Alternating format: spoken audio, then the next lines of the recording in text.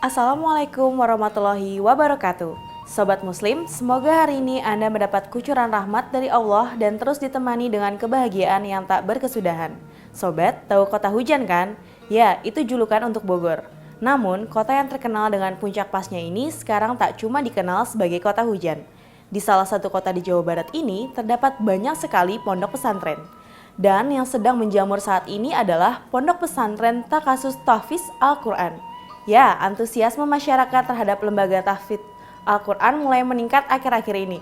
Fakta ini didukung dengan maraknya acara televisi yang menampilkan anak-anak kecil yang pandai melantunkan ayat-ayat suci Al-Quran dan bahkan sudah hafal puluhan juz.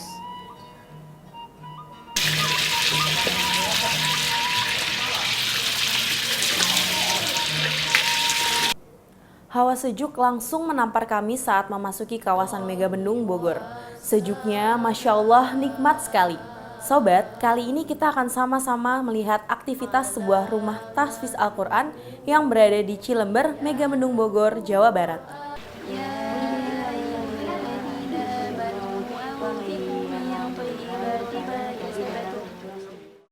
Seperti kita ketahui, seiring merebaknya fenomena menghafalkan Al-Quran, bermunculan juga lembaga yang membuka program tahfizul Quran dengan beragam metode yang ditawarkan. Salah satunya adalah Rumah Hafiz Indonesia yang menawarkan kemudahan dalam menghafal Al-Quran. Menempati Villa Bina Kolbu, RHI mengajarkan sebuah metode agar para pesertanya dapat menghafalkan Al-Quran dan memahami artinya hanya dalam waktu 50 hari. Wah, bagaimana bisa ya? Seperti apa sih metodenya? Jadi di dalam kegiatan tahfiz 50 hari menghafal 10 sampai dengan 30 juz ini kami menggunakan metode lupakan. Metode lupakan itu adalah, lupakan itu sendiri adalah singkatan. L-nya itu adalah lupakan secara umum. Jadi apa saja yang berkaitan dengan hobi kita, bisnis kita, pekerjaan kita di luar sana, hal-hal yang mengganggu kita ketika sedang melaksanakan daurah itu semua dilupakan. Nah, lupakan itu sendiri adalah merupakan singkatan dari pertama lupakan, yang kedua ucapkan. Apa yang diucapkan adalah membaca ayat per halaman yang akan kita hafal. Lalu kemudian setelah kita membaca berulang-ulang, atau ucapkan tadi adalah membaca berulang-ulang, kemudian P dan A-nya itu adalah pahami artinya. Pahami artinya karena kami menggunakan dua mushaf dalam menghafal itu. Ada mushaf hafalan khusus dan ada mushaf terjemah perkata. Nah, mushaf terjemah perkata ini akan mendukung kegiatan menghafal Al-Quran itu dengan berusaha memahami artinya, karena Al-Quran itu ayat demi ayatnya itu artinya terkait. Nah, kemudian K dan A dan N-nya itu adalah kaitkan artinya, kemudian terakhir adalah setorkan. Jadi ketika mendapatkan hafalan itu disetorkan.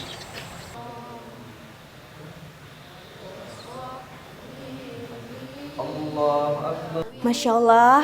Nah, bagi kalian yang ingin mengikuti daurah ini, RHI memiliki cara khusus agar para santrinya fokus untuk menghafalkan Al-Quran. Para santri diwajibkan untuk dikarantina selama proses kegiatan berlangsung.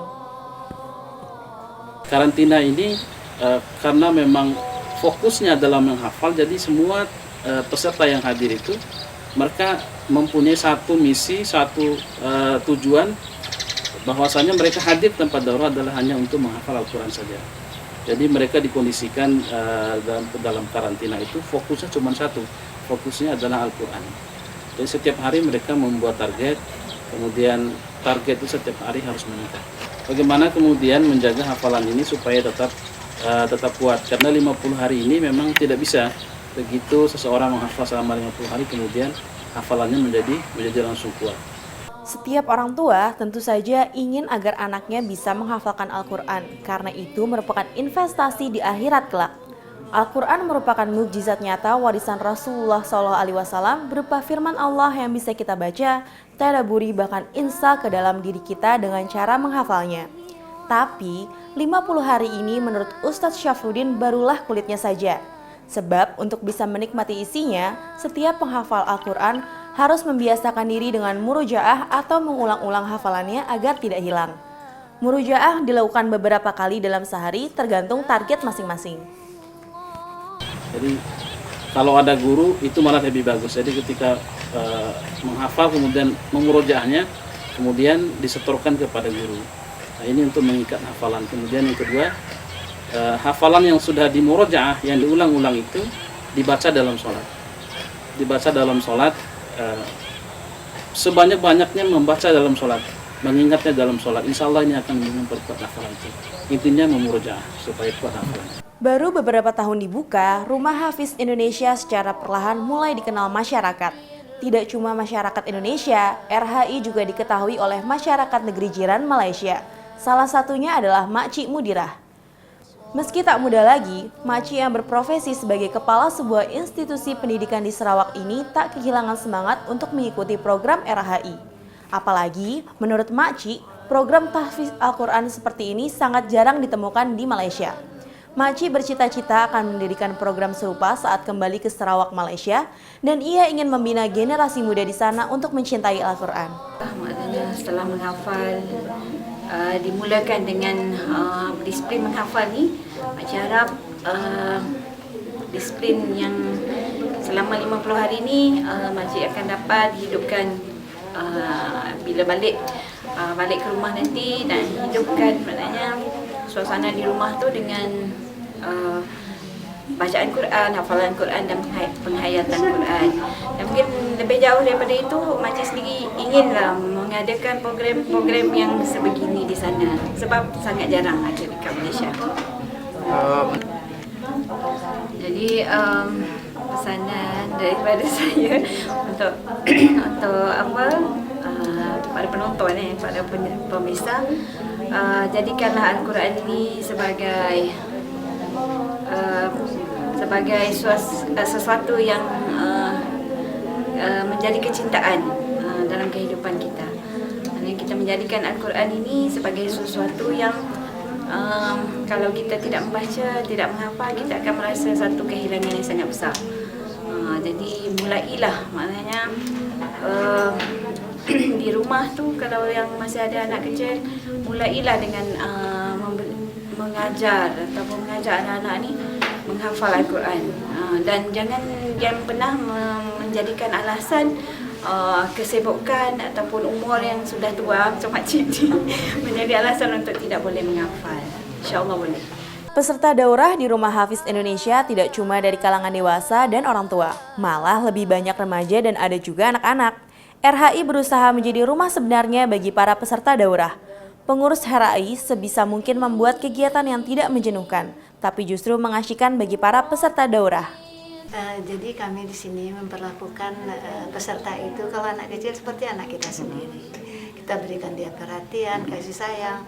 Apalagi kalau waktu RHI liburan yang ketiga, itu kan anak-anak kecil, ada yang usianya 8 tahun. Jadi dia senangnya main, kita ajak main. Apalagi di situ kolam renang khusus untuk wanita. Jadi ya kita ajak berenang, malah berenangnya tiap hari, tiap sore. Bunda berenang, ya kita ajak berenang. Jadi sehingga mereka itu tidak terasa mereka dapat ibu pengganti. Kita berikan mereka perhatian dan kasih sayang. Alhamdulillah mereka betah. Apalagi itu ada anak yang dari Malaysia, jauh dari orang tua. Tapi alhamdulillah awal-awalnya mereka akan merasakan adaptasi, lama-lama mereka malah pengen nambah lagi. Mungkin awal-awalnya kita akan mengarahkan mereka seperti apa yang kita inginkan, kan gitu. Karena mereka seperti di rumah mereka biasa manja. Di sini kita ajarkan mereka hidup mandiri, diajarkan mereka harus bangun pagi, dia harus bisa membersihkan tempatnya. Jadi kita latih, karena toh nanti mereka akan jadi ibu rumah tangga. Jadi bukan hanya kita ajarkan setoran aja. Kalau yang di liburan itu kita ajarkan juga pelajaran akhlak, materi keislaman. Jadi kita selang-seling dengan cerita. Memiliki anak-anak penghafal Al-Quran merupakan dambaan setiap orang tua. Tentu sebuah kebahagiaan yang luar biasa memiliki generasi Qurani yang akan menjadi penerang bagi setiap orang, tidak cuma di dunia tapi juga kelak di akhirat. Sebuah hadis dari Buraidah radhiyallahu anhu, Nabi SAW bersabda, Siapa yang menghafal Al-Quran, mengkajinya dan mengamalkannya, maka Allah akan memberikan mahkota bagi kedua orang tuanya dari cahaya yang terangnya seperti matahari. Dan kedua orang tuanya akan diberikan 2 pakaian yang tidak bisa dinilai dengan dunia. Kemudian kedua orang tuanya bertanya, "Mengapa saya sampai diberi pakaian semacam ini?" Lalu disampaikan kepadanya, "Disebabkan anakmu telah mengamalkan Al-Quran." Alhamdulillah, kemarin ketika saya menjadi peserta, kurang lebih 2 tahun yang lalu, saya itu bisa menyelesaikan setoran sebanyak 30 juz kayak gitu. Itu alhamdulillah, dulu saya perharinya kurang lebih bisa hampir 1 juz seperti itu. Sehingga kurang lebih saya dalam waktu 30 hari kemarin menyelesaikan di RHI. Alhamdulillah ya. Insyaallah positif semua kayak gitu. Dan karena apa? Ya, kita di sini temanya daurah Al-Qur'an. Namun bukan hanya itu, ternyata kita 24 jam itu bisa dekat sama Al-Qur'an. Selain itu kita sini banyak muhasabah diri. Nah, ya, generasi ya Al-Qur'an adalah generasi dambaan ya setiap orang tua ya, dan generasi dambaan umat Islam sendiri. Maka mari kita berusaha ya, baik itu yang muda ya, yang masih kuliah, yang kerja, yang pensiun, tidak ada alasan gitu. Semua kita berusaha untuk menjadi ya dekat dengan Al-Quran. Karena apa? Al-Quran adalah sumber utama dalam kehidupan kita. Al-Quran ini pedoman hidup kita. Kalau kita ingin memahami hidup kita, kita ingin dekat dengan Allah Subhanahu Wa Taala, kita maka harus dekat dengan Al-Quran. Kayak gitu. Maka mari kita maksimalkan setiap waktu kosong kita ya untuk berusaha membaca Al-Quran, menghafalnya, bahkan mentadabburinya. Seperti itu.